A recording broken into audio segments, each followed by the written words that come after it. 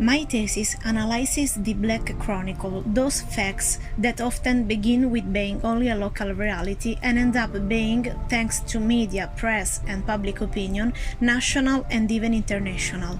These are cases that arouse the curiosity and the need to know of people. Crime Beat is the favorite of Italians, is the most searched, followed, chatted, discussed, and now also shared through the social media, with the consequent distortion of the word of mouth that make it more a topic of a conversation than a rigorous reconstruction of the facts. This thesis proposes to highlight and analyze those mysteries which have become, with time, the protagonist of newspapers and investigative TV shows. In addition, these unsolved cases show all those that are the lights and the shadow of the Italian judicial system. A justice that is weak and overwhelmed by a bureaucracy often too heavy and archaic, and by the influence that press and public opinion may exert on it. So, press and public opinion influence or are influenced by judicial activity? In fact, justice often works at the mercy of events, of most influential newspaper and of the stronger institution, and of what the ordinary people consider right or wrong. Among the unsolved cases remaining in the heart of Italians, there is the disappearance of Emanuele Orlandi on 22 June 1983. Retracing the steps and the events in those years, it is clear that the case of the girl is still a very concrete reality today. In fact, Italian justice seems to have been, today like yesterday, worthless against important opponents such as the Vatican State, the IOR, and the secret services. They could be all, directly or indirectly, involved in the covering up and throwing the investigations, manipulating facts and evidence, also through the press and the journalists. There are several elements that have led the investigations, from the anonymous and not phone calls to the mysterious recruiter of girls to sell makeup. Today still remain only the doubt and the uncertainty around the case.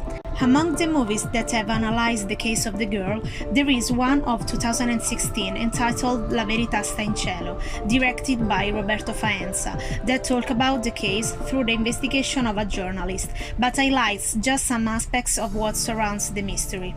The case of Emanuele Orlandi seems to be so far away, but is still so much current that was connected several times to another not concluded case of the Italian grad student Giulio Regeni, disappeared and killed in Egypt in 2016.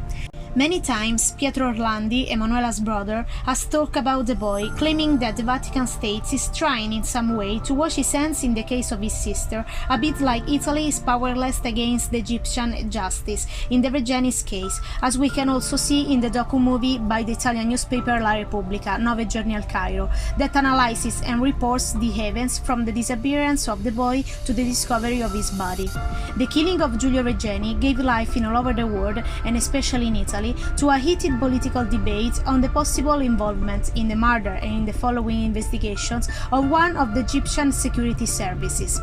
This suspicion have fed strong diplomatic tension with Egypt, even if today has still not yet reached a turning point. In fact, Italy seems to be often weak in diplomatic contacts with foreign states and is not able to impose her own justice, laws and rights of her citizens, in the case of Giulio Regeni and in others like De Maro in India and many other Italians victims of foreign countries' justice.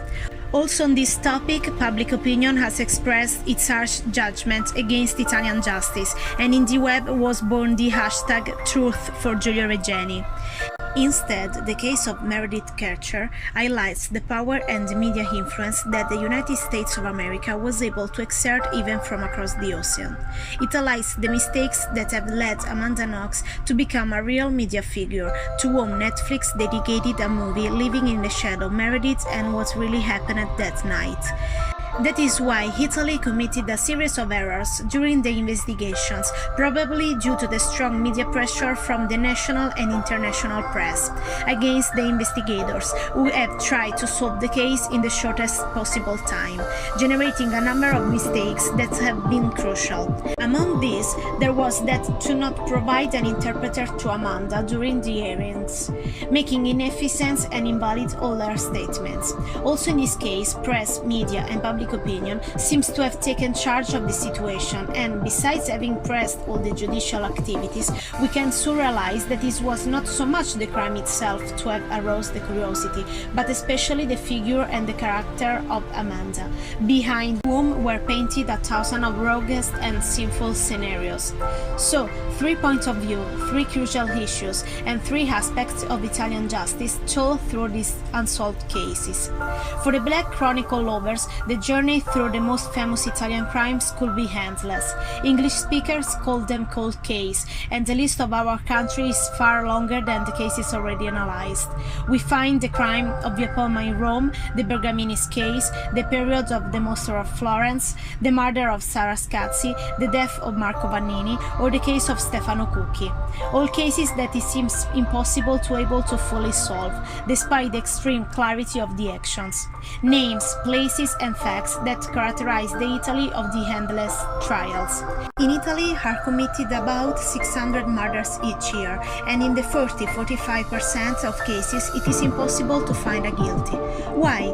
We can blame the age-weight work of the police, the limited use of technology, the incorrect work of the operators of justice, the influence of the press and public opinion, but in reality the answer to this question might be in the sum of all these elements.